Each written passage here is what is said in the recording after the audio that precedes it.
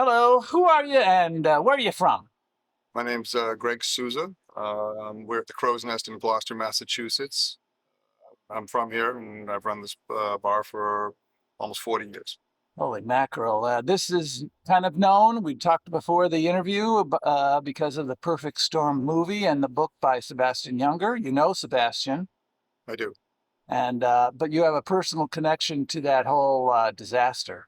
I do. A lot of people here do. It's not, family members. I have a brother-in-law was on the boat. But a lot of people here have same similar connections. And another guy worked for you for a while? Well, Bobby worked for me. He was on the he was the guy lost on the boat. Bobby Shafford worked for me, and his mother worked for me until she died. So Wow. Um, so we're now here before opening at 8 a.m. on a Monday, and we're going to have people coming in later. This is a perfect time to talk. And I wanted to ask you, what has the climate changed at all since you were a kid? Were the winters harsher? Where there's more ice? Was there anything different about the climate when you were younger than it is today? well, clearly, a lot different. It was a lot colder, a lot more snow, and a lot more ice. And we skated on the ponds when I was a kid all the time. It barely ever gets cold enough for that to happen anymore. The river that I grew up on would freeze. You had to pull your docks out because they would freeze in if you didn't. Now people don't even take the docks out for the whole winter. I mean, once in a while you get one, but not often. Wow. Yeah. Going back, or the harbor across the street, the inner harbor. Some years ago, 5, 6, 7 years, I can't remember what year, it froze all the way across, which hadn't happened in a long time.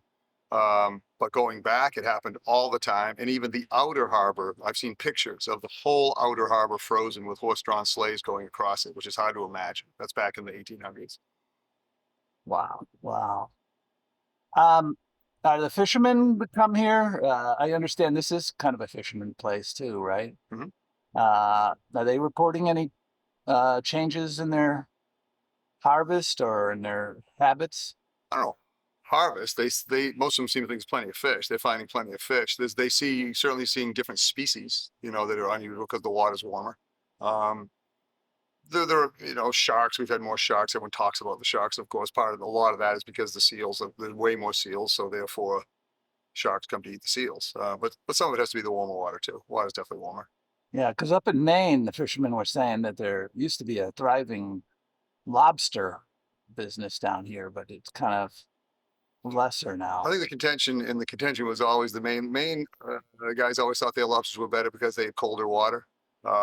It may be true. I don't know, but the water, if that were true, then it would be more true, and they would be starting to have trouble because the water's getting warmer all the way. I mean, I grew up in the water on a river and going to the beach from the time I was, 5 years old, and the water now is way warmer than it ever was. It's not even we see 70 all the time at Good Harbor Beach now. We never saw it. We never saw it. If you saw 63 or 4 when I was a kid, you were thrilled. Yeah. That is dramatic. What about these days? I mean, does it affect you personally in any way? Is it easy to forget, or does are you you know on a scale of 1 to 10, how worried are you about the climate? 10 Well, being the highest. globally speaking, of course, it's a huge problem. Midterm, it's as big a problem as we have in the world. Long term, let's not even talk about it. If something's not done, and I worry people just trust that something just happens magically and someone fixes it. You know, akin to when I was a kid, we would see things that we were going to run out of oil in 1991.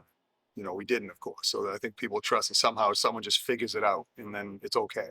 I can just keep doing just what I've been doing forever. We can all just keep doing, but clearly that's not the case. As far as personally, yeah, I mean, rising water. For instance, I'm in the process of designing a new house from where I grew up on the river, and we're going to bring it way up higher. Not that we've ever had the water problems in the cellar, but the tides are definitely higher than they were. So it could happen. We just had a hurricane come through from Florida, Nicole. It wasn't very bad, but you know.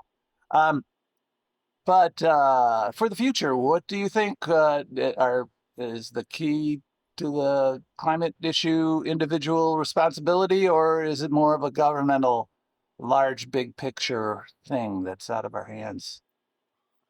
Uh, my experience with individual responsibility, most people are going to do whatever. People are very easy to predict. You give them the option of what's right or best or what's easy, and they're going to do what's easy. So I don't know how the government gets involved without being grossly heavy-handed, but the things have to be done. Motivation, so people will do things to help wean us from fossil fuels at some point. There's economic reasons for that too, I think. But there's massive economic forces against that too. So I think it's a very difficult Well, do you think road. we're difficult road? Difficult or impossible? Are you hopeful or Yeah, well, I hope it's just only are you difficult. pessimistic? Yeah, I hope it's only difficult because what's the alternative? You know, Florida goes underwater and low-lying countries in Southeast Asia, and everybody comes and you think immigration's a problem now? Wow. How about when they flooded out, right? And name the number of X millions of people have to go somewhere, you know?